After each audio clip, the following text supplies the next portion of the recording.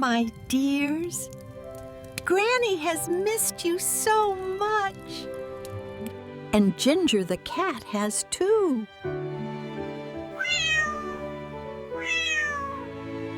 Now tell me, are your teeth brushed? Your pajamas on? Now listen closely. Open your ears and your imagination, because Granny is about to begin tonight's bedtime tale just for you. Once upon a time, a young man named John lived alone in a beautiful, cozy wooden house in a quiet village. He was kind-hearted and gentle, and his greatest joy was planting red flowers. He cared for them with love, watching them grow day by day. John dreamed of the moment he would meet the love of his life, the day he could place a red flower in her hands and offer her his heart along with it. One day, a soldier interrupted his thoughts, handed him an order to join the army, and pulled him into the war before he could even say goodbye to his red flowers. When the battle began, he could not bear the scenes of violence around him. The noise, the fear, and the suffering overwhelmed his heart, and unable to endure it, he turned and ran away from the battlefield. When he reached his village, the villagers grew angry, calling him a coward and driving him away. He ran as fast as he could, the villagers chasing him until he found himself deep in the forest. There he fell to the ground and began to cry. Lifting his face to the sky, he prayed, asking God to take his kindness away, for he no longer wanted to be a coward. Suddenly, a wizard appeared before him and said, "What you ask for will turn you into a beast." John agreed without hesitation. "A beast is better than a coward," he said. He believed his kindness had only made him weak and wanted revenge on the world that rejected him. The wizard warned him, "I can take your kindness now, but I cannot stop it from returning." Then he placed his wand against John's heart, drew out his kindness, and transformed him into a beast. John examined his new body, feeling power surge through him and strange, greedy emotions awaken inside his heart. Drunk on this new strength, he immediately returned to the village, roaring with rage. "Kind people are cowards," he shouted. "Now I am strong.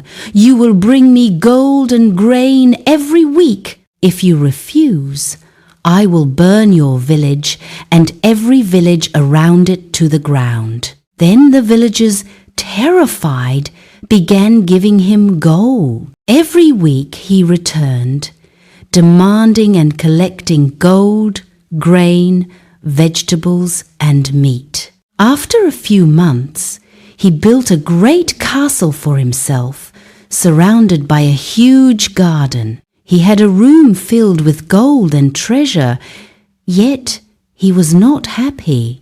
Seeing red flowers brought him more joy than all the gold in the world. One day, a beautiful girl passed by the beast's castle. She stopped to admire the flowers, and unable to resist their beauty, she stepped into his garden. Then the beast appeared before her. She remained calm as he asked why she was in his garden. She replied softly that she had been drawn there by the red flowers, which had impressed her deeply. Gently, he cut one flower and handed it to her. She thanked him and left, filling his heart with confusion and unfamiliar feelings. The beast then entered his treasure room and sat among piles of gold, feeling lonely and deeply sad. The next day, the girl returned to the beast, bringing him a warm, tasty pie. He accepted it and gently invited her to sit with him and share the pie together. The day after, she came back again, this time carrying a book, and offered to read to him. On the terrace, she read to him, and he soon fell asleep with his head resting on her knees, spending every day together, playing in the garden, reading, and dancing among the flowers. One day, while they were dancing, she asked him why he always kept one room closed. Then he gently took her by the hand and led her into the room she had asked about. And he said, "You may have anything you wish from this room." She looked at him angrily and asked why he needed all this gold, telling him that people in the villages were dying from hunger. He replied coldly that they deserved it. Her anger grew, and she begged him to return the gold to save them from famine, but he refused, unable to forget how they had treated him. Heartbroken, she told him she never wanted to see him again and left, leaving the beast alone in his loneliness once more. The next day, the beast sat in his garden waiting for her, but she did not come. He waited for days until snow began to fall. Still, he remained there, waiting until he collapsed to the ground, covered in snow.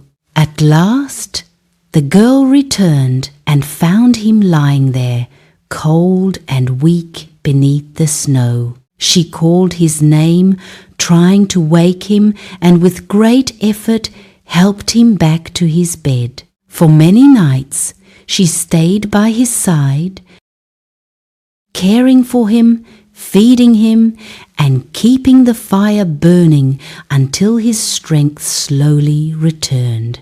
When the beast finally awoke, he found her asleep by his legs, exhausted from watching over him.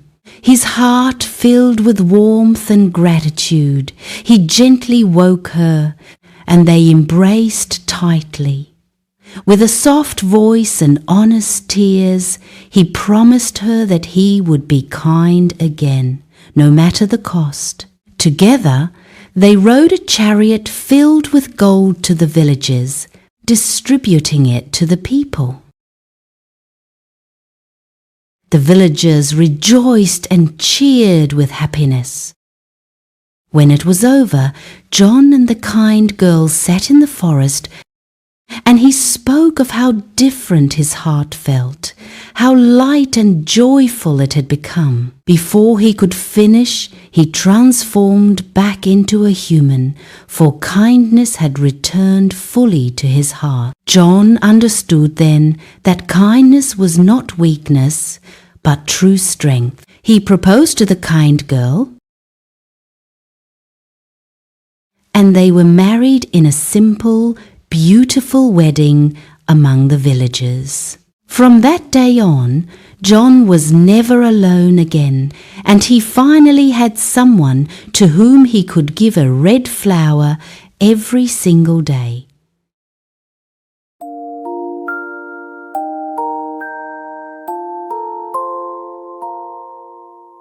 Granny Fofa finished her story tonight. Stars are shining soft and bright. Close your eyes, it's time to sleep. Magic dreams are yours to keep.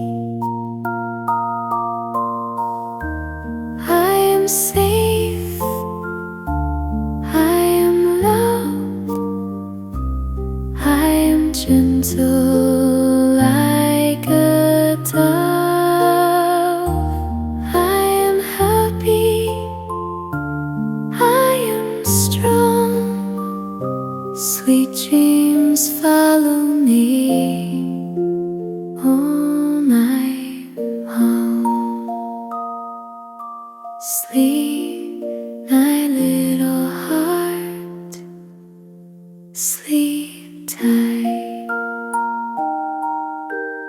See you in dreams till morning light.